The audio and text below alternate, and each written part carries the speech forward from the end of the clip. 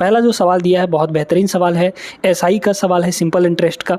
देखिए, दो बैंक ए और बी क्रमशः 3.5% और 6% वार्षिक दर पर ऋण देते हैं, यानी कि ब्याज देते हैं। ठीक है, फिर यहाँ पर कह रहा है डेविड प्रत्येक बैंक से 3,60,000 रुपये की राशि उधार लेता है। 3 वर्ष बाद डेविड द्वारा दोनों बैंकों को भुगतान की गई साधारण ब्याज की राशियों का धनात्मक अंतर निकालना है दोस्तों। ठीक है, ब्याज का अंतर देखना है।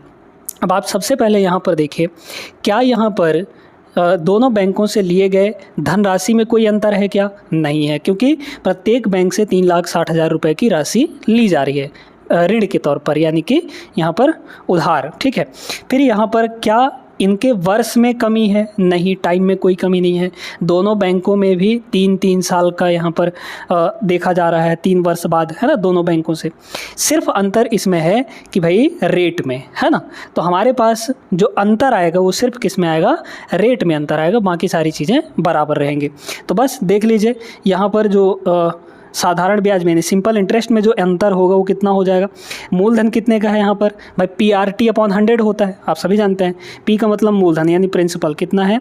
3,60,000 के बराबर। ठीक है, 3-4 इंटू R रेट। अब रेट यहाँ पर एक का नहीं रखेंगे, दोनों का डिफरेंस रखेंगे, क्योंकि हमें अंतर बोला गया है। तो डिफरेंस ले लीजिए, 6% और 3.5%। 6% में 3.5% घटाएंगे, 2.5% आ जाएगा, यानी कि 2.5, और परसेंट का मतलब यहाँ पर 100। ठीक है, तो PR हो गया इंटू T का मतलब टाइम यहाँ पर 3 साल का है, तो ये हो गया आपका T। ठीक है, अब सीधे सीधे इसको सॉल्व करना है हमें। इसको सॉल्व करेंगे तो 2 जीरो से ये 2 जीरो कट गया, 1 पॉइंट हटाएंगे तो नीचे 10 आएगा, और 10 से 1 जीरो ये भी कट जाएगा। अब इसको सीधे सीधे मल्टीप्लाई कर लीजिए, कितना आ जाएगा यहाँ पर देखिएगा, यहाँ पर आ जाएगा, ये तो 360 हुआ, है ना। ये या फिर ऐसे कर लीजिए ना, 3 का यहाँ मल्टीप्लाई करिए तो 36 दूना 72 और 3 छक्के 18, जीरो हो गया। 3 छक्के 18 का 8 हासिल 1, 3 3 9 1 10, मतलब कि 108, और मल्टीप्लाई यहाँ पर 25 है, हम लोग मल्टीप्लाई कर लेंगे, कितना होगा? ये तो हो जाएगा 0, और 25 8 200, 200 का मतलब 0, फिर 20 आ गया, फिर यहाँ पर 25 सुंदम ये 0 आ जाएगा, 25 1 25 2 27, तो 2700 ऑप्शन नंबर 27,000 ऑप्शन नंबर 3 यहाँ पर करेक्ट आंसर होगा। आई होप सभी लोग समझ गए होंगे। ये डायरेक्ट तरीका है, जब भी आपको किसी में अंतर ना दिखे, मूलधन में कोई अंतर नहीं है, टाइम में कोई अंतर नहीं है, सिर्फ अंतर किस में है? यहाँ पर इंटरेस्ट रेट में। ठीक है, तो ऐसे करना है। आगे चलते हैं प्रश्न नंबर 2 पर। दूसरा सवाल यहाँ पर देखिएगा, अगर आप सिंपल सा फार्मूला जाते हैं टाइम एंड डिस्टेंस का, तो इस सवाल को लगा लेंगे। टाइम एंड डिस्टेंस का सिंपल सा फार्मूला क्या होता है? Speed equal to distance upon time. बस यही फार्मूला आपका लगेगा ही, है ना, डिस्टेंस अपॉन टाइम हो जाता है। हमें क्या चाहिए देखिएगा, 55 किलोमीटर की चाल से चलने वाली एक बस 8 घंटे में एक यात्रा पूरी कर लेती है, मतलब जितना भी दूर चलना था उसको चल ली। 20 घंटे में उसी दूरी को तय करने के लिए बस को किस चाल से चलनी पड़ेगी? हमें यहाँ पर चाल निकालनी है। कैसे होगा देखिएगा, चाल इक्वल टू होता है डिस्टेंस अपॉन टाइम। डिस्टेंस कैसे निकलेगा? अब डिस्टेंस इक्वल टू हो जाएगा स्पीड इनटू टाइम। भाई 55 की स्पीड से चल रही है और उस दूरी को 8 घंटे में पूरा कर रही है ना, तो 55 की स्पीड से, यानी स्पीड इनटू टाइम, ये क्या हो जाएगा? हमारा डिस्टेंस निकल जाएगा। ठीक है, ये हो गया डिस्टेंस। अब इस डिस्टेंस में डिवाइड बाई टाइम करेंगे, यानी कि 20 घंटा, तो हमारे पास क्या निकल जाएगा? चाल निकल जाएगा, यानी स्पीड निकल जाएगा। काटा पीटी कर लीजिए, 4 से कटेगा, यहाँ पर हो जाएगा 4 दूना 8, 4 से ये कटेगा, 4 पंचे 20, 5 से ये कटेगा, ये हो जाएगी 11, 11 दूना यहाँ पर 22, तो 22 kmph जो है वो चाल आ जाएगी। अगर 20 घंटे में दूरी तय करनी है तो 22 की स्पीड से चलना पड़ेगा। Option number 2 is the correct answer. आगे चलिए, अगला क्वेश्चन देखते हैं। ये भी टाइम एंड डिस्टेंस का ही सवाल है। आपको इसमें औसत चाल निकालना है, एवरेज स्पीड निकालना, वो भी मीटर पर सेकंड में। ठीक है, एक दौड़ में एक एथलीट पहले चक्कर में 366 मीटर की दूरी 61 सेकंड में कवर करता है। वह समान लंबाई, यानी कि इतना ही 366 मीटर ही का दूसरा चक्कर 183 सेकंड में तय करता है। एथलीट की एवरेज स्पीड क्या होगी? एवरेज स्पीड का फॉर्मूला क्या होता है? Total distance upon total time. ठीक है, टोटल टाइम, ये होता है हमारा एवरेज स्पीड। क्लियर है सभी को? चलिए अब यहाँ पर लगा लेते हैं, तो कितना हो जाएगा आंसर हमारा? टोटल डिस्टेंस बताइए। देखिए यहाँ पर पहला जो चक्कर है वो 366 मीटर का था, जो कि यहाँ पर कितने सेकंड में? 61 सेकंड में तय कर रहा है। समान लंबाई, उतनी ही दूरी, तो 2 चक्कर लगाया वो, है ना, मतलब 366 प्लस 366, यानी कि 366 का डबल दूरी हो गया। है ना, 2 चक्कर लगाया तो 366 का डबल, ये हुआ टोटल डिस्टेंस। अब टोटल टाइम हमें लिखना है। पहले में टाइम कितना लगा, देखिए पहले में टाइम लगा यहाँ पर आपका 61 सेकेंड, प्लस दूसरे चक्कर में यहाँ पर कितना लगा 183 सेकेंड, ये हो जाएगा, आ गया हमारा आंसर, है ना। कितना हो जाएगा, ऊपर तो यही रहेगा, नीचे आपका कितना होगा जुड़ के, ये दोनों जुड़ के कितने हो जाएंगे, 3 1 4 और 18 और 6 ये हो जाएगा 224, ठीक है, 24 हो जाएगा। देखिए 2 से इसको काटेंगे तो 122 आ जाएगा, ये हो गया 122, और 122 का जस्ट 3 गुना ये है हमारा 366, कट गया 3 बार में, तो ऑप्शन नंबर सी यहाँ पर करेक्ट हो जाएगा, 3 सेकंड आ जाएगा, 3 मीटर पर सेकंड। क्लियर है ना, आगे चलते हैं। चौथा सवाल यहाँ पर देखते हैं, ये भी मज़ेदार सवाल है जो कि पूछा गया है एवरेज से। 5 संख्याओं का टोटल दिया है 655, पहले 2 संख्याओं का एवरेज 76 है और तीसरी संख्या 110 है, तो बाकी की 2 संख्याओं का एवरेज क्या होगा। बहुत सिंपल सा प्रश्न है। यहाँ पर टोटल 5 संख्याएँ हैं दोस्तों, 1 2 3 4 और 5 संख्या हैं। तीसरा संख्या आपको दिया गया है, तीसरा संख्या कितना है 110 के बराबर है, ये वाला। इन दोनों का जो एवरेज है, अब आप जानते हैं कि जो एवरेज होता है, एवरेज वो क्या होता है, सम अपॉन नंबर, ठीक है, सम ऑफ डाटा, जितने भी डाटा दिए हैं उनका sum divide by number of data, यही ना होता है। तो अगर हम यहाँ से सम देखें, टोटल देखें सम, तो कितना हो जाएगा एवरेज इनटू नंबर, है ना, यानी कितने वे हैं। तो देखिए कह रहा है 2 संख्याओं का एवरेज 76 है, तो इन 2 संख्याओं का एवरेज तो 76 हो गया, ठीक है, हमें टोटल निकालना है। तो 2 संख्याएं हैं तो 2 से मल्टीप्लाई कर दीजिए, तो 76 दूना कितना हो जाएगा, 6 दूना 12 और 7 दूना 14, मतलब 152, ठीक है, 152 हो गया। तो पहले 2 का टोटल 152 है, तीसरा संख्या 110 दिया गया है, हमें सबका टोटल 655 दिया है। तो इस 655 में से इन तीनों संख्याओं का टोटल घटा दीजिए। तो कितना घटा देंगे हम लोग, 155 प्लस 110, इनको घटाइए, 155 और 110 कितना हो जाएगा, 262 हो जाएगा। तो इस 262 को घटा दीजिए, तो कितना आ जाएगा यहाँ पर, ये हो गया 3 और 5 में से 6 गया, मतलब 15 में से 6 गया 9 हो जाएगा, है ना, 9 6 15, ठीक है, 5 में से 2 गया यहाँ पर 3, 393। इन 2 का जो टोटल है वो कितना आ गया, 393 आ गया। 393 को हम लोग नंबर से डिवाइड कर देंगे, क्योंकि 2 ही नंबर है, नंबर से डिवाइड करेंगे तो हमारा आ जाएगा यहाँ पर एवरेज। हमें क्या पूछा था, बाकी के 2 का एवरेज पूछा था, निकाल लीजिए।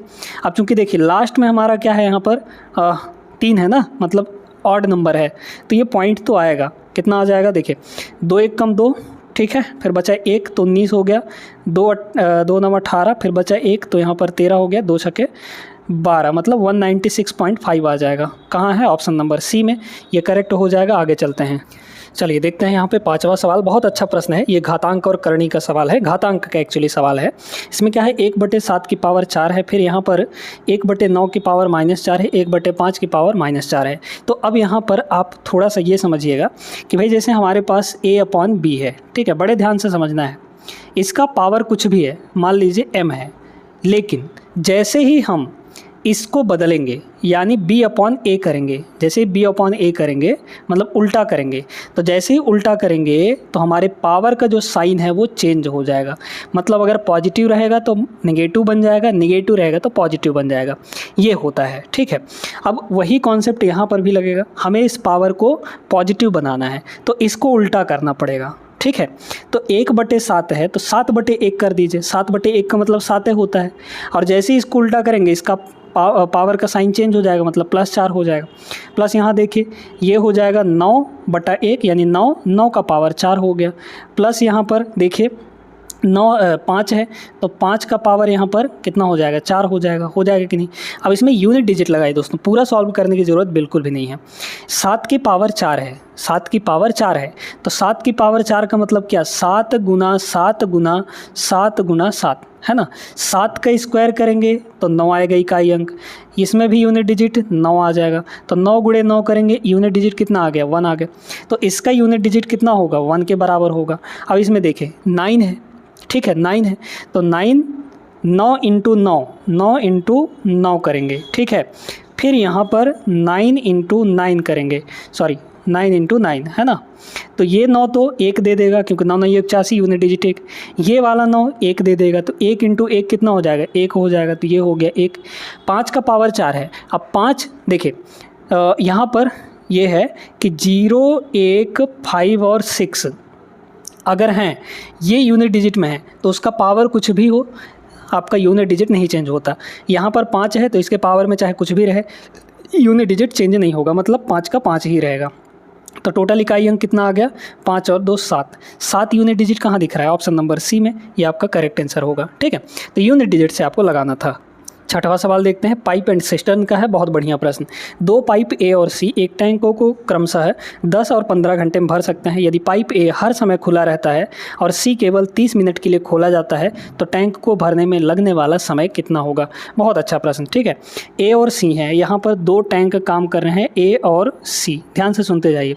ए जो है 10 घंटे में भर सकता है और सी जो है 15 घंटे में भर सकता है। दोनों भरने का ही काम कर रहे हैं। इन दोनों के एलसीएम निकाल के हम लोग टोटल कैपेसिटी निकाल लेंगे टंकी की। 10 और 15 का एलसीएम कितना होगा, 30 के बराबर। ये 30 टोटल कैपेसिटी है, मतलब इतना ही पानी भरना है। अब कह रहा है ए जो है हर समय खुला रहता है और सी केवल 30 मिनट के लिए खोला जाता है। 30 मिनट का मतलब क्या हुआ कि ये सिर्फ और सिर्फ आधे घंटे के लिए खोला जाता है। ठीक है, तो देखिए पहले तो शुरू के आधे घंटे में मान लीजिए कि सी खुलेगा, तो सी जब आधे घंटे के लिए खुलेगा तो दोनों काम कर रहे होंगे, क्योंकि ए तो खुला ही रहता है। ए को भी खोला गया, सी को भी खोला गया, लेकिन सी को केवल 30 मिनट के लिए खोला गया, यानी आधे घंटे के लिए। तो ये बताइए यहाँ पर दोनों की एफिशिएंसी पहले निकालिए। 30/10 यानी 3 हो जाएगा, 30/15 यानी कि यहाँ पर 2 हो जाएगा। तो 1 घंटे में ए जो है 3 यूनिट काम करेगा, 3 यूनिट भरेगा। सी जो है 1 घंटे में 2 यूनिट भरेगा। एफिशिएंसी का मतलब ये होता है कि 1 घंटे में कितना काम हो रहा है। तो 1 घंटे में दोनों कितना काम कर लेंगे, 5 यूनिट काम करेंगे। हमें चाहिए कि आधे घंटे में दोनों कितना काम करेंगे, शुरू के आधे घंटे में। ठीक है, शुरू के आधे घंटे में दोनों कितना काम कर लेंगे, तो बताइए। 1 घंटे में भाई 5 यूनिट भर रहे हैं, तो आधे घंटे में कितना भरेंगे, आधा भरेंगे। आधा भरेंगे मतलब क्या हुआ, आधा भरेंगे यानी कि 2.5, यानी कि 2.5 लीटर भर देंगे, है ना। 2.5 लीटर यहाँ पर भर दिए कितने घंटे में, 1/2 आवर में, दोनों मिलकर 1/2 घंटे में दोनों मिलकर 2.5 लीटर भर दिए। अब भरना कितना है, देखिए टोटल तो 30 लीटर था, 30 लीटर में से 2.5 लीटर घटा दीजिए, 27.5 लीटर अभी भी बचा हुआ है। इस 27.5 लीटर को भरना है हमें, है ना। अब कौन भरेगा, अब सीधे सीधे कौन काम कर रहा होगा, अब सीधे सीधे ए काम कर रहा होगा, क्योंकि सी का काम खत्म हो चुका है, वो आधे घंटे भर चुका है अपना काम। अब ए काम करेगा, तो ए 1 घंटे में कितना काम करता है, 3 यूनिट काम करता है ना, 1 घंटे में 3 यूनिट काम करता है। तो इतना टोटल काम करने के लिए कितना घंटा लग जाएगा, टाइम इक्वल टू होता है वर्क अपॉन एफिशिएंसी। वर्क कितना करना है, इतना करना है। एफिशिएंसी ए की कितनी है, 3 है, तो डिवाइड बाई 3 कर दीजिए। तो देख लीजिए, इसको काटेंगे हम लोग अगर, तो कटेगा तो नहीं, वैसे इसको हम लोग क्या करते हैं, 7 2 9 9 5 14 नहीं कटेगा 3 से, है ना। तो इसका पॉइंट हम लोग हटा देते हैं। पॉइंट जैसे ही हटाएंगे तो ये बन जाएगा 275 और बटा यहाँ पर 30 हो जाए, 3 × 10 कर लीजिए, 3 × यहाँ पर 10। 5 से काट देंगे, या फिर अभी मत काटिए, ठीक है, इसको रहने दीजिए, इसको अभी रहने दीजिए। तो यहाँ पर अब देखिए, ये तो ए द्वारा जो टाइम लगा था बाद में, एक आधे घंटे को छोड़कर हमें पूछा है टोटल टाइम, टैंक को भरने में टोटल टाइम। तो ए को इतना टाइम लगा बाद में, और शुरू में आधा घंटा और टाइम लगा था, है ना, दोनों आधा घंटा। तो यहाँ पर आधा घंटा और इसमें जोड़ दीजिए, तो आधा घंटा और इसमें जोड़ देंगे तो 1/2 और हो गया। देखिए इसमें 30 है ना, नीचे 30 है, तो इसमें भी 15 से मल्टीप्लाई कर दीजिए, इसमें नीचे भी 15 से मल्टीप्लाई कर देंगे। तो यहाँ भी 30, यहाँ भी 30, मतलब एलसीएम आपका आ गया 30।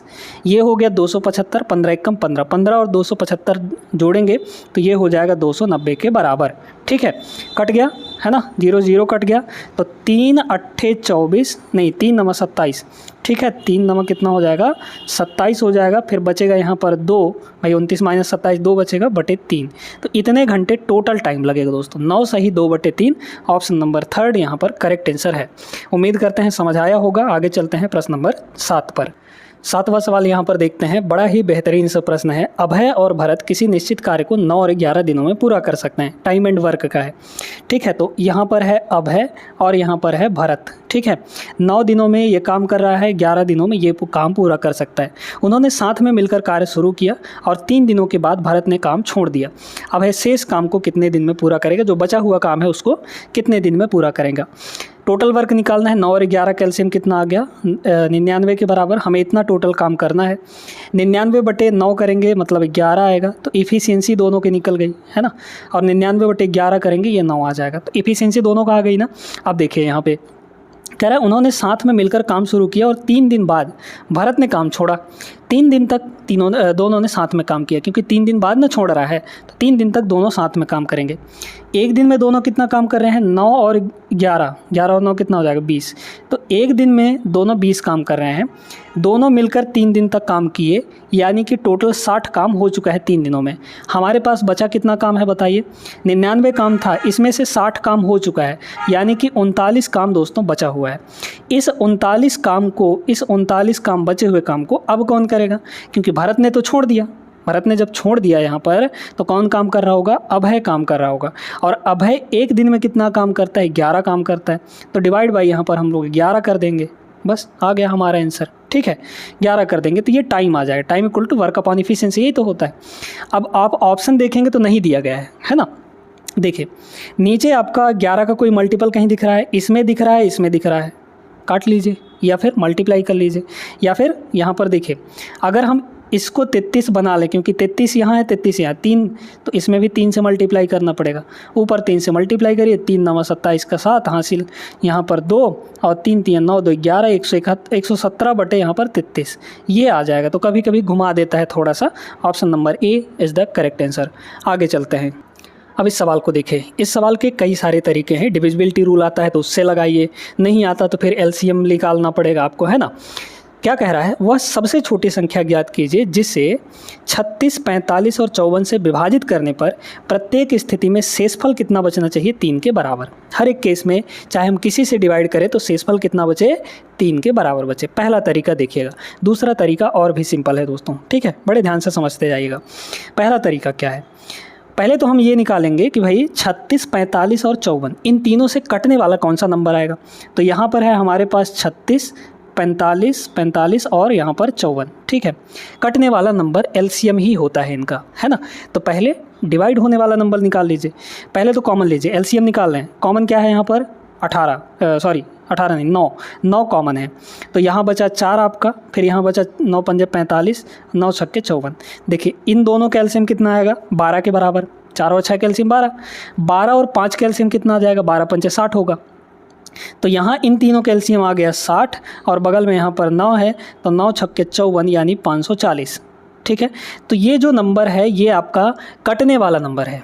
हमें शेषफल 3 चाहिए, हमें रिमाइंडर कितना चाहिए, इससे काटेंगे 540 को तो कुछ नहीं बचेगा, 45 से काटेंगे इसको तो कुछ नहीं बचेगा, कट जाएगा, 54 से काटेंगे इसको तो कुछ नहीं बचेगा, कट जाएगा। लेकिन हमें तो रिमाइंडर 3 चाहिए हर एक केस में, तो बस इसमें 3 जोड़ दीजिए, ठीक है। तो 540 प्लस यहाँ पर 3 यानी कि 543, ऑप्शन नंबर डी यहाँ पर राइट आंसर है। अब देखिए दूसरा तरीका, डिविजिबिलिटी वाला क्या तरीका है यहाँ पर, सुनते जाइए। यहाँ पर ये कह रहा है कि भाई शेषफल 3 बचना चाहिए, मतलब हमारा जो भी सही आंसर होगा उसमें 3 एक्स्ट्रा जुड़ा होगा। तो सभी ऑप्शन में से 3 3 घटा लीजिए, इसमें 3 घटाएंगे तो कितना बचेगा हमारे पास 534 बचेगा कि नहीं। इसमें अगर हम 3 घटा दें तो 3 घटाएंगे तो 526 हो जाएगा, कितना हो जाएगा 526 हो जाएगा। इसमें अगर 3 घटाएंगे तो 544 होगा, ठीक है, 544 हो जाएगा। इसमें अगर 3 घटाएंगे तो 540 होगा। अब जो भी नंबर होगा सही वाला हमारा वो इन सब से कटेगा, 36 से भी, 45 से भी, 54 से भी। अब आप ये बताइए कि यहाँ पर आप लगा लीजिए 9 का रूल, भाई 45 है सबसे कटना चाहिए, तो 45 का मतलब क्या 9 गुणे 5, जो संख्या 5 से भी कटेगी और 9 से भी कटेगी वही संख्या हमारी 45 से भी कटेगी। 5 से कटने वाला कौन नंबर है, क्या ये 5 से कटेगा, 5 से वही कटता है जिसके लास्ट में 0 या 5 हो। इसके लास्ट में 0 5 नहीं है, ये ऑप्शन नहीं होगा। इसके लास्ट में 0 5 नहीं है, ये ऑप्शन नहीं होगा। इसके लास्ट में 0 5 नहीं है, ये ऑप्शन नहीं होगा। इसके बचा हमारे पास 3 ऑप्शन तो रद्द हो गए हैं, मतलब उनका कोई वैलिड नहीं है। ये हमारे पास एक ही ऑप्शन बचा है, यही हमारा करेक्ट आंसर हो जाएगा, ऑप्शन नंबर 4। समझ में आया सभी को। तो दोनों तरीका हम आपको बता दिए हैं। आगे चलते हैं प्रश्न नंबर 9 पर। बड़ा सिंपल सा प्रश्न है ये। कह रहा है इसमें 55,000 था एक टीवी का मूल्य पिछले साल, इस साल यह मूल्य 42,500 है, मूल्य में प्रतिशत कमी कितनी होगी। ठीक है, देखिए पिछले साल कितना था यहाँ पर 55,000 के बराबर। ठीक है, तो 55,000 लिख लीजिए। अभी कितना हो गया है 42,500 हो गया है, 42,500 हो गया। इन दोनों का ले लीजिए यहाँ पर रेशियो, सीधे सीधे काटेंगे हम लोग 2 जीरो से, ये 2 जीरो कट गया, 4 5 9 9 में से नहीं है, 11 से नहीं कटेगा, 5 से काट दीजिए। 5 से अगर हम इसका काटेंगे तो 110 हो जाएगा ये, और 5 से अगर हम इसको काट दें तो 5 अट्ठे 40 बचा 2, 5 पचम 25, ये हो गया। फिर कटेगा क्या, फिर 5 से कटेगा, है ना, फिर 5 से ये कट जाएगा, 5 से काटिए इसको तो 5 दूना 10, ठीक है, फिर 5 दूना 10 ये हो गया, और इसको 5 से काटेंगे तो 17 पचे 85, मतलब 22 से 17 हो चुका है, 22 से 17 हो चुका है। यानी कितने की कमी आई है, 5 की कमी आई है। किस पर, 22 पर दोस्तों, है ना, 5 की कमी 22 पर आई है। तो 5/22 होगा, इसको परसेंटेज में बदलना है तो 100% से मल्टीप्लाई कर लीजिए, काट लीजिए। यहाँ पर 11 से कटेगा, 11 दूना 22, मतलब सॉरी 2 से कटेगा, ये हो जाएगा 50, है ना। काटेंगे यहाँ पर, मल्टीप्लाई करेंगे तो 5 पचम 25, 250 हुआ। 250 डिवाइड बाई 11 करिए तो 11 दूना 22 बचा, फिर यहाँ पर कितना, 11 दूना 22, 3 बचा, तो यहाँ पर आ गया 30, फिर 11 दूना 22, तो 22 पॉइंट समथिंग आएगा। 22 पॉइंट समथिंग कहाँ है, ऑप्शन नंबर ए में। बस इसके आगे करना ही नहीं है आपको, हमें पता चल गया कि 22 पॉइंट समथिंग होगा, तो एक ही ऑप्शन में है ये। क्लियर है, आगे चलते हैं। ये सवाल देखिए, ये बड़ा तगड़ा सवाल है क्योंकि इसमें वैल्यू बहुत बड़ा दिया गया है। एक घन का आयतन यानी volume of a cube is given by this, है ना। इसकी भुजा की लंबाई, भुजा मतलब साइड के लेंथ का डबल कितना होगा। ठीक है, मान लीजिए कि एक हमारा है यहाँ पर क्या, डबल पूछा गया है ना, डबल पूछा गया है। तो देखिए पहले तो हमारा वॉल्यूम इतना है, तो वॉल्यूम का मतलब साइड हमारा ए अगर है तो वॉल्यूम कितना हो जाएगा, ए क्यूब हो जाएगा। ए क्यूब इज इक्वल टू यहाँ पर दिया है 658,503, ये दिया गया है। क्लियर है, फिर यहाँ पर ए निकालना है तो ए क्यूब इधर लग जाएगा क्यूब रूट, है ना, इसका क्यूब रूट हमें चाहिए 658,503, है ना, इसका क्यूब रूट हमें चाहिए, और फिर इसका डबल भी हमें चाहिए यहाँ पर। अब यहाँ पर थोड़ा है मुश्किल, इसलिए इसको यूनिट डिजिट से करेंगे। ठीक है, बड़े ध्यान से समझते जाइए। ऑप्शन को पहले देखिए, ये जो सारे वैल्यू दिए गए हैं ये आपके लंबाई के 2 गुने दिए गए हैं, क्योंकि हमको पूछा क्या था, लंबाई का 2 गुना पूछा था। मतलब ये भी लंबाई का 2 गुना है, ये भी लंबाई का 2 गुना है, ये भी लंबाई का 2 गुना है, ये भी लंबाई का 2 गुना है। तो पहले लंबाई देखिए, इसका आधा अगर हम लोग करेंगे तो पॉइंट कितना आ जाएगा, आधा करेंगे तो 43 आएगा, है ना। तो ये लंबाई आ गया हमारा, मतलब ए आ गया, साइड आ गया।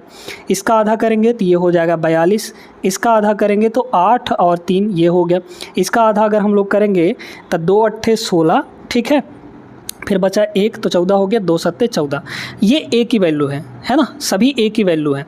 तो आप इसको यहाँ पर, इसको ऐसा मत करिए यहाँ पर। अब आप ए की वैल्यू सब जगह रख के देखिए, यूनिट डिजिट 3 किस में मिलेगा, क्यूब करने पर 3 कहाँ मिलेगा। यहाँ पर पहला है 3, तो यूनिट डिजिट 3 है क्योंकि ये सारी ए की वैल्यू है ना, जो सही होगा वो हमारा इसमें फिट हो जाएगा। तो यूनिट डिजिट यहाँ 3 है, तो 3 का क्यूब कितना आएगा, 3 का क्यूब इकाई अंक कितना बनाएगा 3 दिया 9, ठीक है, 9 3 27, मतलब इकाई अंक 7 बनाएगा।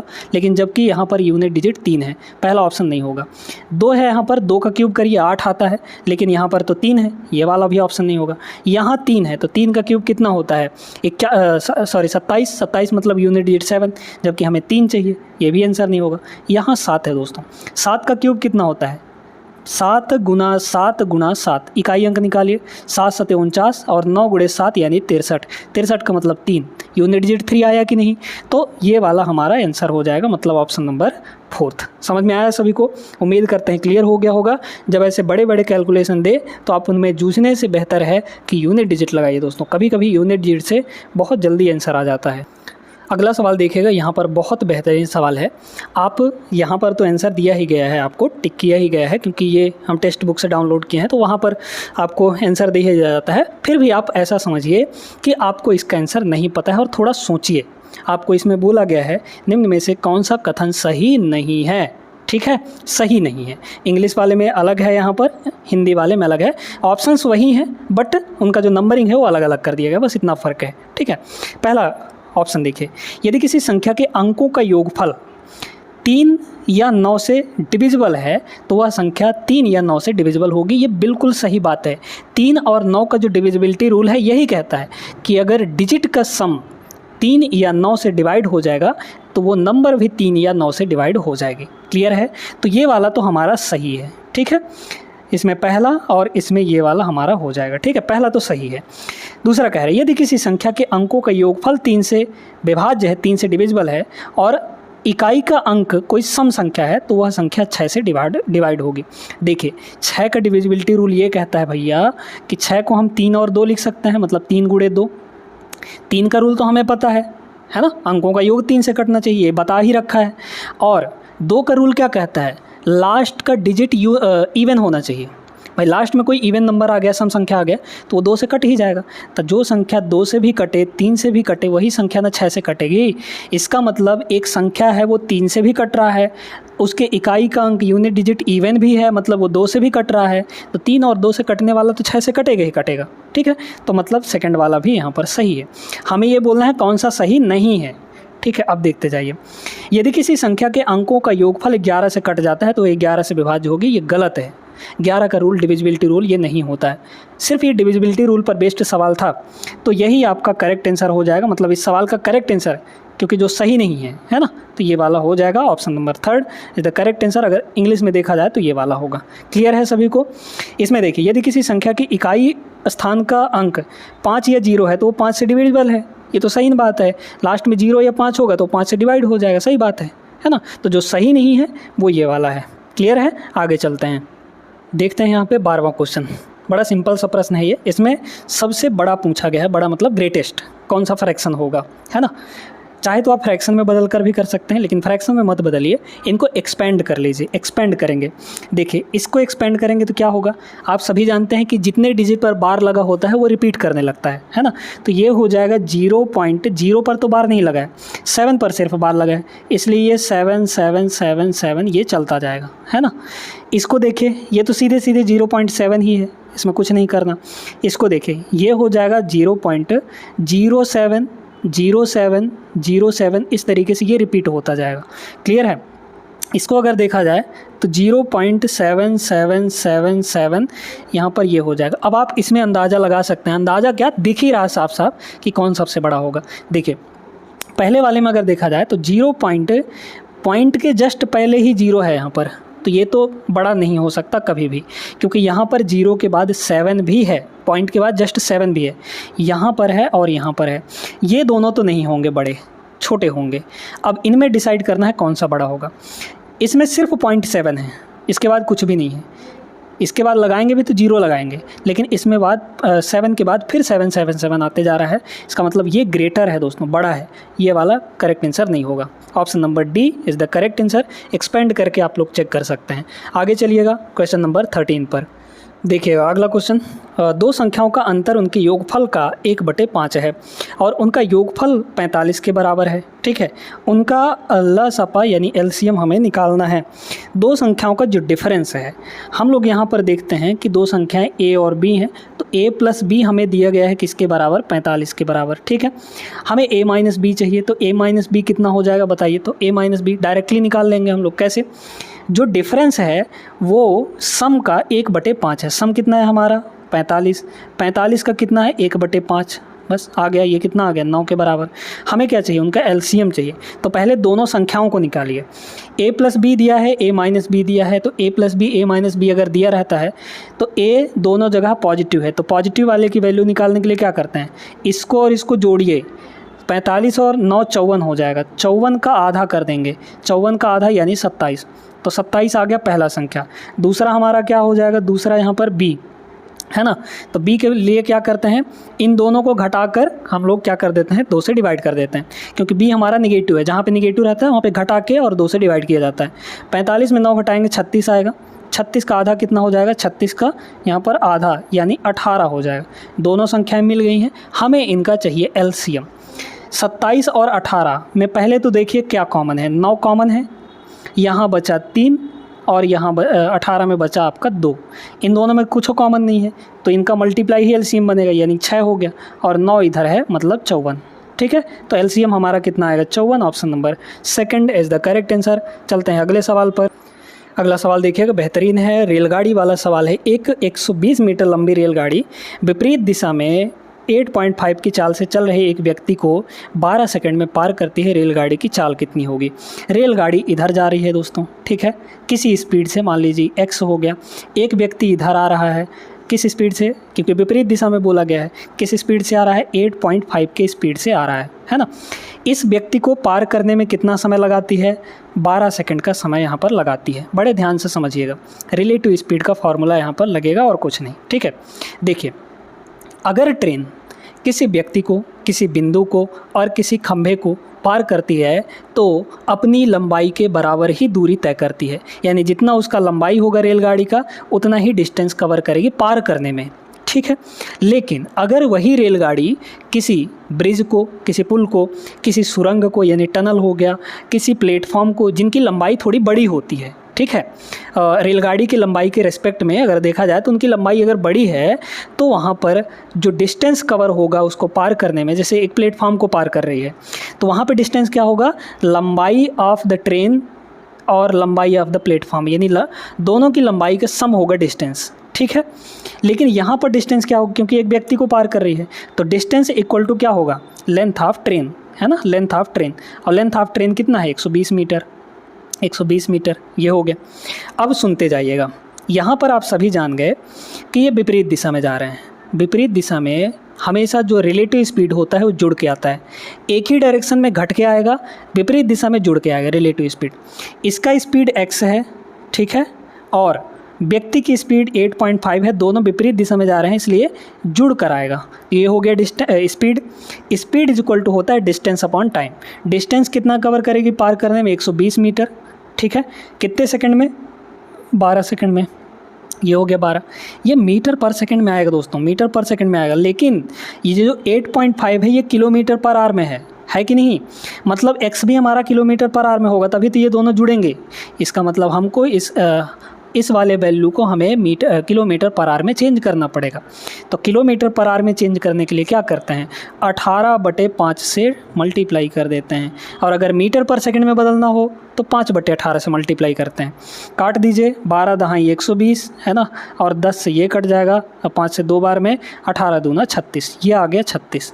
तो मतलब यहाँ है x इज इक्वल टू हो जाएगा 36 माइनस 8.5, ठीक है। 36 में अगर 18 घटाएंगे तो 28 बचेगा, 28 में 0.5 और घटा देंगे तो हमें 27.5 मिल जाएगा। ऑप्शन नंबर 4 होगा। समझ में आया ना सभी को? क्लियर है? कॉन्सेप्ट अगर क्लियर रहते हैं, तरीका अगर मालूम रहता है तो कोई भी सवाल आपको कठिन नहीं लगेगा। और आपको बेसिक कॉन्सेप्ट ही पढ़ना है, कब तक आप ट्रिक के पीछे भागेंगे? ट्रिक कुछ केसेस में ही काम करता है दोस्तों, लेकिन अगर आप कॉन्सेप्ट सीखे हैं, अच्छे से पढ़े हैं चीज़ों को, तो कहीं भी कोई दिक्कत नहीं जाने वाली। इसको करने का कई सारा तरीका आपने सीखा होगा। यहाँ पर सबसे सटीक तरीका देखिएगा।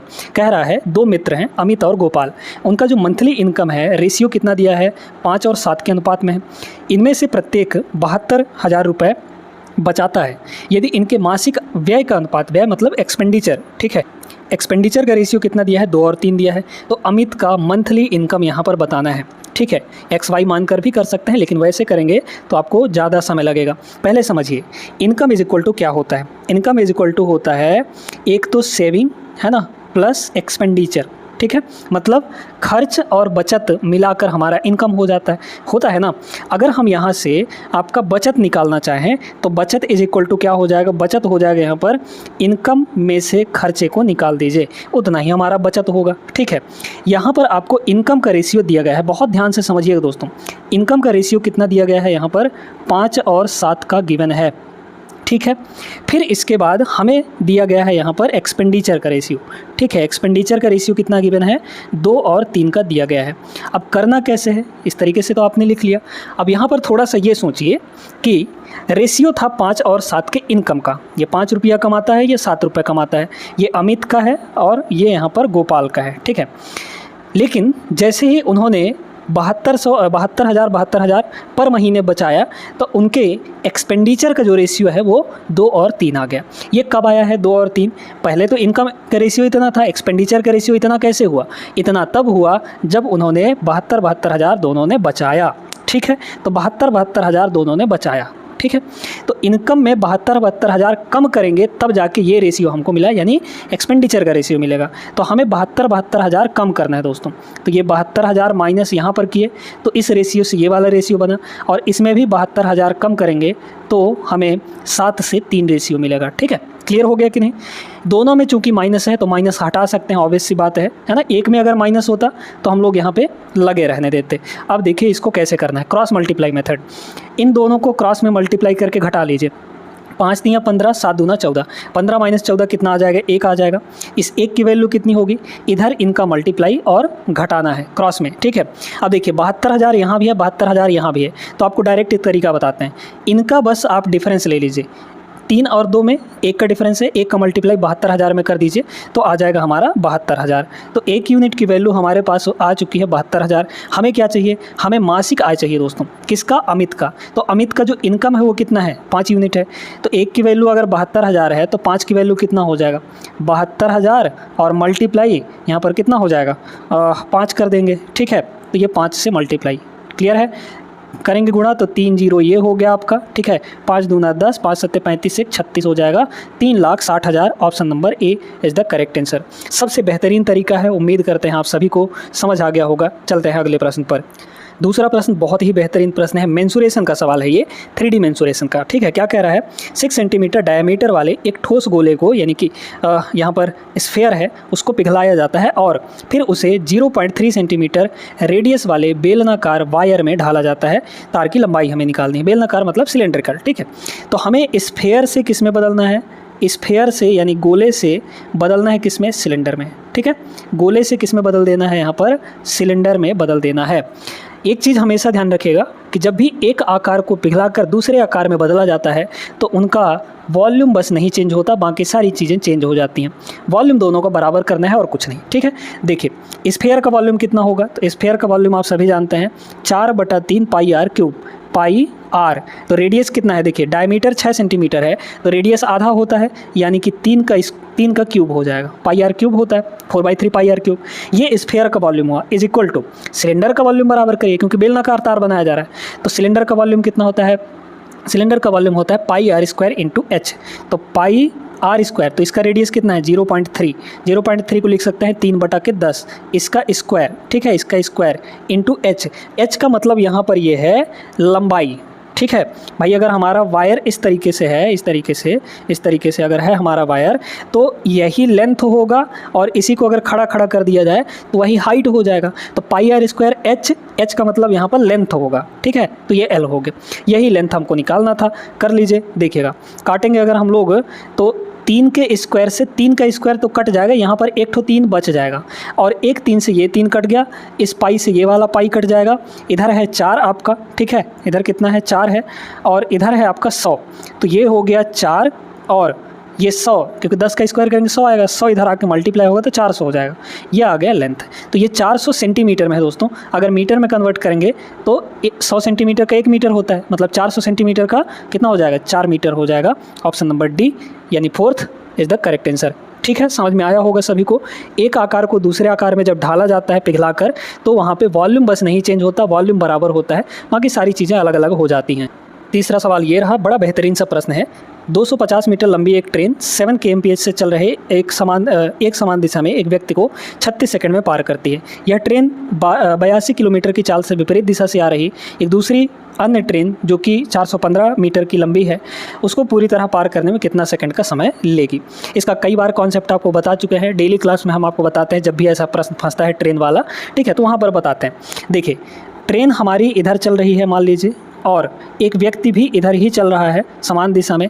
व्यक्ति की चाल हमको पता है यहाँ पर 7 है। हमें इस ट्रेन की चाल नहीं पता है, तो इसको मान लीजिए x। किसी व्यक्ति को ये पार कर रही है, इसका मतलब अपनी लंबाई के बराबर ही डिस्टेंस कवर करेगी, ठीक है। तो अब देखिए यहाँ पर स्पीड इज इक्वल टू क्या होगा? सेम डायरेक्शन में चल रहे हैं तो स्पीड आपका माइनस हो जाएगा, ठीक है। स्पीड क्या होगा? माइनस हो जाएगा, है ना, x - 7 हो जाएगा दोनों का। रिलेटिव स्पीड ले रहे हैं। स्पीड इक्वल टू होता है डिस्टेंस अपॉन टाइम। डिस्टेंस कितना है 250 मीटर, क्योंकि व्यक्ति को पार कर रही है तो अपनी लंबाई के बराबर ही दूरी तय करेगी। ट्रेन की लंबाई कितनी है 250 मीटर, तो 250 मीटर हो गया ये, डिवाइड बाई टाइम कितने सेकंड में पार कर रही है 36 सेकंड में। अब ये मीटर में है, ये सेकंड में है, तो ये मीटर पर सेकंड में आएगा, लेकिन इधर की जो दोनों वैल्यू हैं किलोमीटर पर आवर में है, इसको किलोमीटर पर आवर में चेंज करिए, 18/5 से मल्टीप्लाई कर देंगे।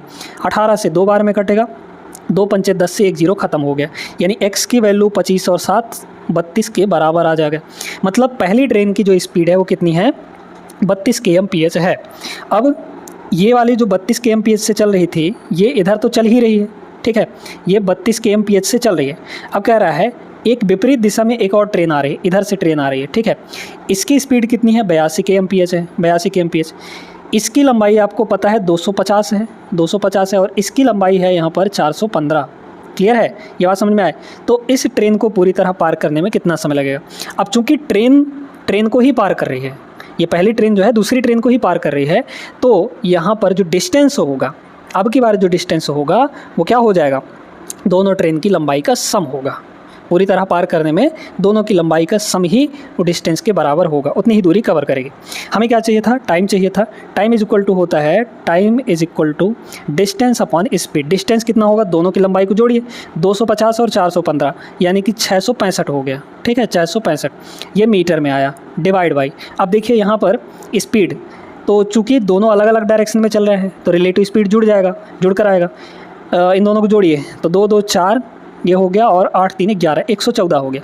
लेकिन ये किलोमीटर पर आवर में आया दोस्तों, इसको हमें बदलना है किस में, मीटर पर सेकंड में। मीटर पर सेकंड में बदलने के लिए 5/18 से मल्टीप्लाई यहाँ पर कर देना है, ठीक है। काट पीट लीजिए, यहाँ पर अगर देखा जाए तो कितना आ जाएगा, 2 से इसको काट लेते हैं हम लोग, 2 से इसको काटेंगे तो ये आ जाएगा 9, और इसको 2 से काटेंगे तो 57 आ जाएगा, ठीक है। अब यहाँ पर 5 से ये कट जाएगा, है ना, 19 3 57, मतलब 3 से और कटेगा ये, ठीक है, तो ये हो गया 3 3 9, और ये हो जाएगा 19 3 57। 5 से इसको ले डालिए तो 5 एकम 5, मतलब 5 एकम 5, 5 3 15, फिर यहाँ पर 5 3 15 19, ठीक है, 19 7 163। आप सभी को पता है 19 7 163 होता है, और ये 3 नीचे डिवाइड में था तो ऊपर जाएगा तो मल्टीप्लाई हो जाएगा, नहीं, 7 × 3 यानी कि 21 आ जाएगा, ऑप्शन नंबर सी, ठीक है, 21 सेकंड करेक्ट आंसर हो जाएगा। आगे चलते हैं क्वेश्चन नंबर 4 पर। एवरेज का सवाल है, सिंपल सा सवाल है, बन जाएगा सभी से। वीडियो रोक कर लगाइएगा ज़रूर इसको। पिंकी ने 14 रुपये प्रत्येक की दर से 25 किताबें खरीदी, 7 के रेट से 40 पेन खरीदे और 6 के रेट से 15 पेंसिलें खरीदी। स्टेशनरी के सभी सामानों की औसत कीमत कितनी होगी। औसत कीमत हमें निकालनी है, तो टोटल कीमत divide by number of objects या नंबर ऑफ़ आइटम हम लोग कर देंगे तो एवरेज आ जाएगा, ठीक है। देखिए 14 के रेट से 25 किताबें खरीदी गई, किस रेट से, 14 रुपये के रेट से, ठीक है। फिर यहाँ पर 40 पेन खरीदे गए 7 के रेट से, और फिर यहाँ पर 15 पेंसिल्स खरीदी गई 6 के रेट से। टोटल प्राइस कितने हो जाएगा, इनको मल्टीप्लाई कर लीजिए, है ना भाई। 14 के रेट से 25 किताबें, तो टोटल किताबों का कीमत कितना होगा बताइए। तो 25 चौके ये हो जाएगा 100, और 25 250, 250 और 100 350 हो गया ये, ठीक है। मल्टीप्लाई करेंगे 350, 4 7 28 280 हो जाएगा ये, और इधर हो जाएगा आपका 15 छक्के, ये हो गया 90। सबको जोड़ लीजिए कितना होगा, 0 तो आएगा पहले ही, है ना। फिर यहाँ पर देखिए 9 8 17 17 17 और 5 यहाँ पर 22 22 का हो गया, 2 बचा 2, तो 2 और 2 4 4 3 7 720।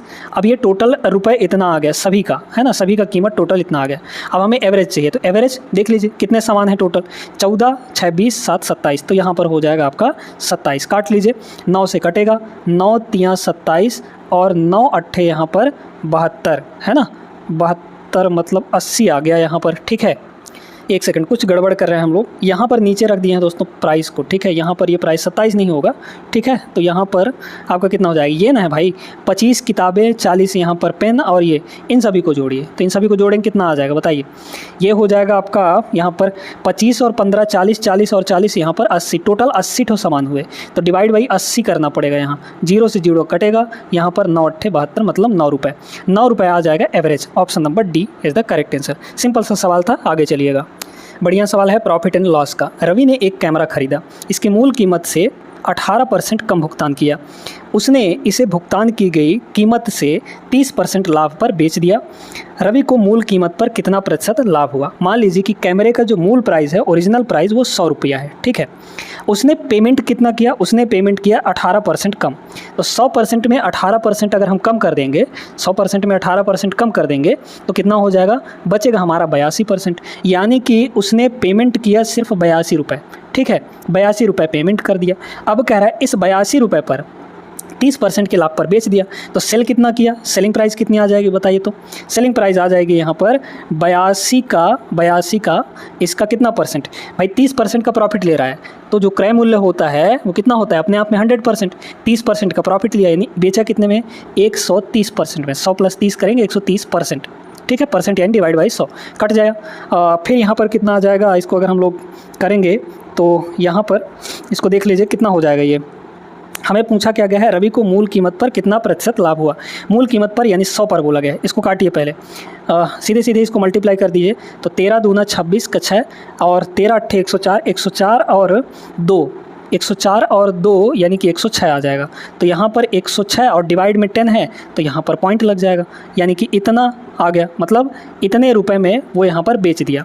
तो 100 का सामान था, ओरिजिनल कीमत 106.6 रुपये में बेच रहा है, यानी कितने का प्रॉफिट कमा रहा है, 6.6 रुपये का प्रॉफिट कमा रहा है। किस पर, 100 पर, है ना, क्योंकि ओरिजिनल कीमत 100 थी, परसेंट में चेंज करना है तो 100% से मल्टीप्लाई कर लीजिए, तो ये 100 से 100 कट जाएगा, 6.6% आ जाएगा, ऑप्शन नंबर 4। वैसे भी आप समझ सकते हैं यहाँ पर कि 100 पर ही ये इतना ज़्यादा है, मतलब 6.6 ज़्यादा है, 100 पर ही इतना ज़्यादा है, इसका मतलब वही परसेंटेज होगा, तो 6.6 ही परसेंटेज आ जाता। समझ में आया कि नहीं, आगे चलिएगा।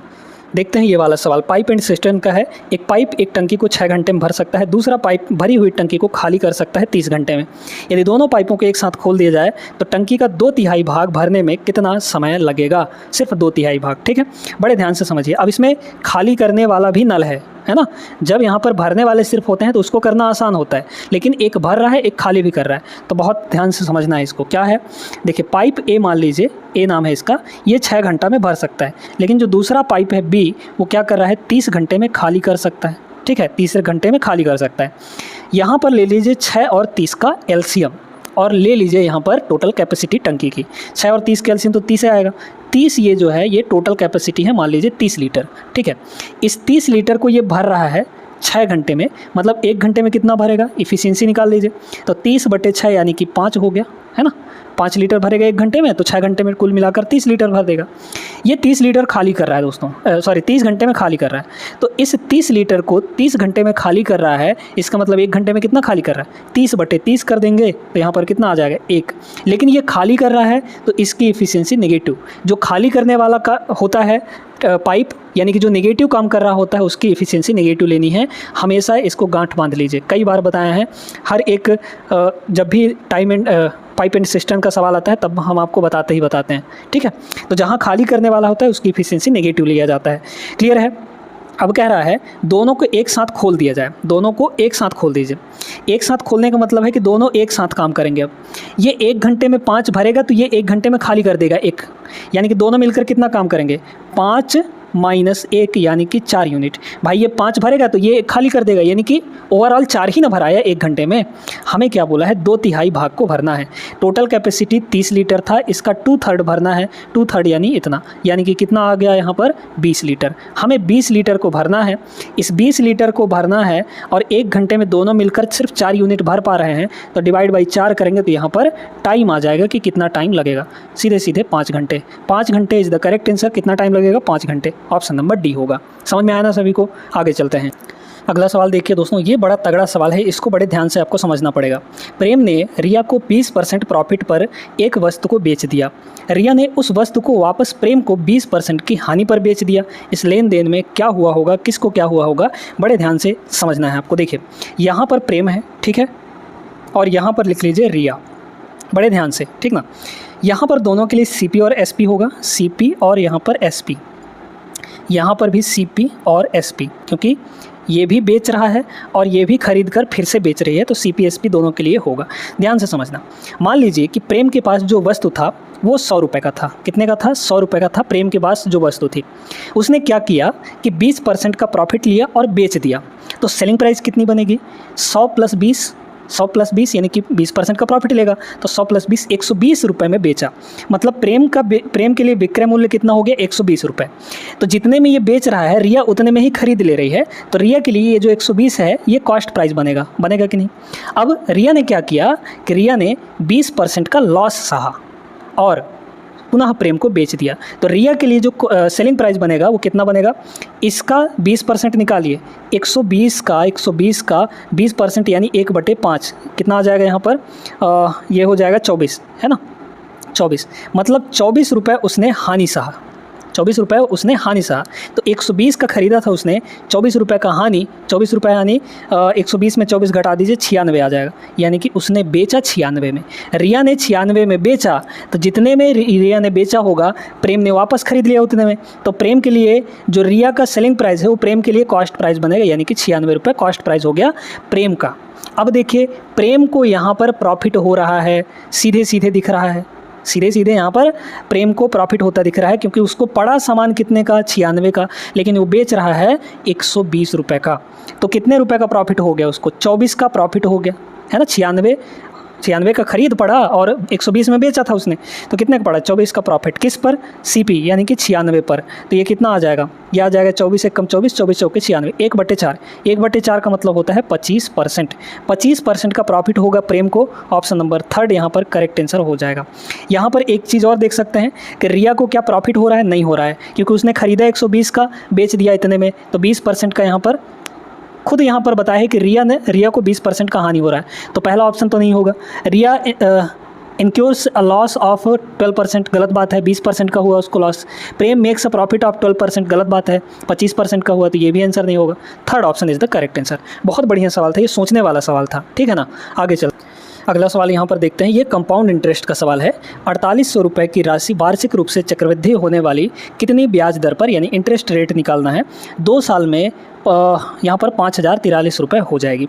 फार्मूला लगाइए, बहुत जल्दी आंसर आ जाएगा दोस्तों। फार्मूला क्या होता है, amount is equal to principal 1 + R/100 और पावर यहाँ पर n का मतलब यहाँ पर टाइम होता है, ठीक है। ये फार्मूला लगाना है। तो अमाउंट कितना है यहाँ पर, अमाउंट देख लीजिए कितना हो जा रहा है, 2 साल में 5043 हो जा रहा है, ठीक है 5043। इस पी को इधर ले आएंगे तो डिवाइड हो जाएगा, और पी की वैल्यू है कितनी यहाँ पर 4800 रुपये है, ये हो गया, ठीक है। अब देखिए यहाँ पर ये पावर में 2 होगा, क्योंकि भाई ऐसे होगा ना, 1 प्लस रेट हमें नहीं पता, 1 + R/100 और पावर यहाँ पर टाइम 2 साल है, तो ये 2 हो जाएगा। इधर का स्क्वायर हटा के इधर स्क्वायर रूट लगा लीजिए, है ना। तो डायरेक्टली हम लोग यहाँ पर कर लेंगे, ठीक है। डायरेक्ट हम लोग करेंगे तो स्क्वायर रूट इधर लग जाएगा, बस इसको थोड़ा काट लीजिए तब जाके स्क्वायर रूट निकलेगा, ऐसे नहीं। 3 से अगर हम काटेंगे इसको, 3 से इसको काटिए तो नीचे क्या बनेगा आपका 16 × 3 = 48 यानी 1600 बन जाएगा, और ऊपर 3 से काटेंगे तो 16 × 3 = 48 बचा 2 तो 24 हो गया, और 3 × 8 = 24, ठीक है। फिर 3 × 1 = 3, ये हो गया, 3 से दोनों को काट दिए, इज इक्वल टू यहाँ पर है 1 + R/100, ठीक है, क्लियर है। अब इसको देखिए, ये है हमारा 1600 यानी कि 16 का वर्गमूल 4 और 2 0 का वर्गमूल 1 0, 40 हो गया। इसका वर्गमूल क्या होगा, क्योंकि ये भी एक परफेक्ट स्क्वायर बनेगा। कैसे, देखिए 81 किसका वर्गमूल होता है, 81 किसका वर्ग आता है लास्ट में, 9 का, है ना। तो जो हमारा आंसर होगा वो 50 - 9 या फिर 50 + 9 होगा। 50 + 9 करेंगे तो 59 आ जाएगा। 59 जो है वो 2500 से ज़्यादा ही आएगा, जबकि ये हमारा 1600 है, मतलब 50 - 9, 50 - 9 करेंगे तो 41, यानी इसका जो वर्गमूल होगा 41 आएगा। इस एक को इधर लाइए तो -1 हो जाएगा, इज इक्वल टू यहाँ पर हो गया R/100, क्लियर है। 40 से कम 40, 41 में से 40 गया तो 1 आ जाएगा, मतलब ये हो गया 1/4। तो R/100 की वैल्यू 1/4 हो गया। 4 से इसको काटेंगे तो 1 सेकंड 1/40, 0 से 0 कट जाएगा, ये 10 उधर चला जाएगा, तो R की वैल्यू जो है 10/4 यानी 5/2, और 5/2 कितना होता है 2.5 हो जाता है। क्लियर है सभी को, option number 2 is the correct answer. आगे चलते हैं प्रश्न नंबर 9 पर। ये जो सवाल है बहुत इंटरेस्टिंग सा सवाल है, एकदम छोटा सा सवाल है लेकिन इंटरेस्टिंग है। ये कौन सा क्वेश्चन है दोस्तों, यहाँ पर 10th क्वेश्चन है, ठीक है ना। क्या कह रहा है, पहले 111 प्रथम यानी फर्स्ट 111 इवन नंबर्स का एवरेज हमें चाहिए, ठीक है। पहले अगर हम आपसे कहें कि पहली 3 सम संख्याएँ कौन कौन सी होंगी, तो पहली 3 सम संख्याएँ यहाँ पर 2, 4 और 6, ठीक है। अगर हम 3 सम संख्या कह रहे हैं तो हम उसके डबल तक पहुँच रहे हैं। अगर हम कहें कि 4 सम संख्याएँ तो यहाँ पर 8 तक जाएंगे, है ना। यानी कि अगर हम कह रहे हैं कि पहले 111 सम संख्याएं हैं तो हम 2 से लेकर कहाँ तक जाएंगे, इसके डबल तक जाएंगे। यानी 111 का डबल कितना होगा, 222 हो जाएगा। अब ये हमारा एक सीरीज़ बन गया, एक एपी बन गया, एरिथमेटिक प्रोग्रेशन बन गया। कैसे, सभी के बीच में देखिए गैप 2-2 का है कि नहीं। तो जब गैप 2-2 का है तो यहाँ पर शुरू का वैल्यू पता है, लास्ट का वैल्यू पता है, इनका हम लोग एवरेज बड़ी आसानी से निकाल लेते हैं। जब भी आपको एपी दिखे दोस्तों, एपी दिखे अरिथमेटिक प्रोग्रेशन यानी समांतर श्रेणी दिखे, तो क्या करिए, एवरेज निकालने के लिए डायरेक्टली आपको शुरू और लास्ट वाले को जोड़ देना है, डिवाइड बाई 2 कर देना है। ठीक है, 2 और 222 को जोड़ेंगे तो 224 आ जाएगा। 224 को 2 से डिवाइड कर दीजिए, यानी 112 आ जाएगा, 112। 112 इसका right answer option number second होगा। अब यहाँ पर एक कॉन्सेप्ट आप सीख लिए हैं, तो यहाँ पर इस कॉन्सेप्ट के अंदर बहुत सारा चीज़ हम आपको बता दिए, और ऐसा सवाल आएगा तो काहे नहीं लगा लेंगे। आपको मेन ज़रूरी है कॉन्सेप्ट सीखना, ये नहीं कि ट्रिक के पीछे भागते रहें, हर एक क्वेश्चन का ट्रिक सीखें तो यादें न रहे, है ना, एग्जाम में याद ही ना है तो फिर क्या करेंगे आप लोग, है ना। कॉन्सेप्ट सीखे रहेंगे तो एक कॉन्सेप्ट कई सारे सवालों में लग जाता है, तो वहाँ से आप लोग अच्छे से अपना स्कोर बढ़ा सकते हैं। आइए अगला सवाल देखते हैं। ये परसेंटेज का सवाल है वैसे देखा जाए तो, लेकिन डिस्काउंट का यहाँ पर कंसीडर कर लिया जाए। एक थोक व्यापारी होलसेलर जो है 25,000 का माल खरीदता है, निर्माता उसे 10% की व्यापार छूट और 5% की अतिरिक्त योजना छूट प्रदान करता है। 2 डिस्काउंट देता है यहाँ पर, दोनों डिस्काउंट के बाद उसका जो नेट प्राइस है वो कितना बनेगा। ठीक है, 25,000 का माल खरीदा, लेकिन उसमें कुछ डिस्काउंट मिला 10,000 और 10% और 5% का। ये दोनों सक्सेसिव होंगे दोस्तों, 10% और 5%। ये नहीं कि टोटल आप जोड़ दें यहाँ पर 10% और 5% 15% हो जाए, नहीं, ऐसा नहीं करना है। ठीक है, तो इस तरीके से आपको नहीं करना है। देखिए क्या कह रहा है कि भैया, तो कैसे करेंगे इसको, देखिएगा यहाँ पर जो प्राइस था वो कितने का था, 25,000 रुपये था। ठीक है, 25,000 का उसने खरीदा। पहला जो डिस्काउंट दिया वो 10% का। जब 10% का डिस्काउंट देगा तो कोई भी वैल्यू अपने आप में 100% होती है। 10% डिस्काउंट देगा तो बचेगा कितना, वो 90% का, यानी 90 बटा यहाँ पर 100 हो गया। फिर दूसरा डिस्काउंट 5% का, तो 5% का डिस्काउंट यानी बचेगा सामान कितने का, 95% का, है ना। 100 में से 5 घटा देंगे, 95% आ जाएगा। इसको कैलकुलेट करना है। देखिए 2 जीरो, मतलब नीचे टोटल 4 जीरो हुए तो ऊपर भी 4 जीरो हैं, 3 जीरो यहाँ से, 1 जीरो यहाँ से। अब हमें यहाँ पर मल्टीप्लाई करना है दोस्तों, लेकिन मल्टीप्लाई करने से अच्छा है आप यहाँ पर डिजिटल सम लगा लीजिए, है ना, आ जाएगा आंसर। डीएस देखिए आपके ऑप्शन का डीएस क्या अलग अलग है या सेम है। अगर हम सभी में डीएस देखें, हमें ये आंसर नहीं पता होता है, यहाँ पे तो टिक किया गया है ये आंसर है। डीएस अगर निकालें तो कितना होगा, 6 और 3 9। ठीक है, यहाँ पर 3 2 5, ठीक है, 9 आ जाएगा यहाँ पर, तो सॉरी 8 आ जाएगा, इसका भी 8 आ जाएगा यार, मतलब अलग अलग आएगा। ठीक है, इसलिए मल्टीप्लाई ही हमारा बेहतर होगा। मल्टीप्लाई अगर हम लोग करेंगे यहाँ पर, तो इसको एक काम करिए, यहाँ पर 25 गुणे 9 पहले कर देते हैं। 25 नहीं हो, कितना हो जाएगा, 225, है ना। तो ये हो गया आपका 225, और इस 95 को लिख सकते हैं 100 माइनस 5। ठीक है, ऐसे लिख सकते हैं। तो ये हो गया आपका यहाँ पर 22,500 माइनस, इसमें इसको मल्टीप्लाई कर दीजिए तो कितना हो जाएगा, ये हो जाएगा 5 इतना ना, 5 5 25, 5 दूना 10, 2 12, यहाँ पर फिर 1 बचा और 5 दूना 10 और 10 और 1 11, 1125 हो गया। 1125 इसमें से घटा लीजिए। तो देखिए पहले देखेंगे अगर, तो ये 400 है ना, ये 500 है। इस 500 में 25 को घटाइए, 125 को डायरेक्टली घटाइए। तो अगर हम देखें तो ये हो गया आपका 100, 100 में से 25 गया 75। ठीक है, यहाँ बचा 4, तो 4 में 1 गया 3 हो गया, 375, और ये हो जाएगा आपका 21, है ना, 22 में से 1 गया 21, तो 21,375 ऑप्शन नंबर ए हो जाएगा। समझ में आया। तो यहाँ पे तरीका भी आपको बता दिए हैं। अगले क्वेश्चन पर चलिएगा। ये जो सवाल है दोस्तों बहुत बेहतरीन सवाल है। इसमें हम लोग लगाएंगे एलिगेशन, लेकिन एलिगेशन लगाने के भी तौर तरीके होते हैं। ऐसे कहीं भी एलिगेशन नहीं लगा सकते हैं, और कैसे भी नहीं लगा सकते, आपको कुछ चीज़ों का ध्यान रखना पड़ता है। यहाँ पे कह रहा है 84 रुपये पर केजी वाली चीनी को 59 रुपये पर केजी वाली चीनी के साथ किस रेशियो में मिलाया जाना चाहिए ताकि मिश्रण को 73.7 प्रति केजी बेचने पर, ये आपका सेलिंग प्राइस है, बेचने पर 10% का प्रॉफिट हो। ये बताइए, यहाँ पर ये कॉस्ट प्राइस है, ये भी कॉस्ट प्राइस है, लेकिन यहाँ पर तो सेलिंग प्राइस दिया है, ओवरऑल तो सेलिंग प्राइस दिया है, हमें इसको भी कॉस्ट प्राइस में लाना पड़ेगा। जो मिश्रण है उसका भी कॉस्ट प्राइस चाहिए हमें, तब जाके यहाँ पर एलिगेशन लगा सकते हैं। मतलब तीनों एक ही क्वांटिटी होनी चाहिए, सेलिंग प्राइस है तो सेलिंग प्राइस, कॉस्ट प्राइस है तो कॉस्ट प्राइस भी होनी चाहिए। तो इसको भी कॉस्ट प्राइस बनाइए। देखिए 10% का मतलब क्या होता है, 1/10, ठीक है। तो 10 पर 1 की प्रॉफिट लिया यानी 11 में बेचेगा, तो ये विक्रय मूल्य है। विक्रय मूल्य की वैल्यू एक्चुअली दी कितनी गई है यहाँ पर 73.7 है ना, 73 यहाँ पर 7। तो 1 यूनिट की वैल्यू कितनी हो जाएगी 11 छके 66, फिर बचा 7 आपका, तो फिर यहाँ पर 11 सते 77, इतना हो जाएगा कि नहीं। 1 की वैल्यू इतनी हो गई। हमें चाहिए क्या, हमें चाहिए यहाँ पर कॉस्ट प्राइस कितना था 10, तो 10 की वैल्यू निकाल लीजिए, 10 से मल्टीप्लाई करेंगे तो पॉइंट खत्म, यानी कि 67 आ गया।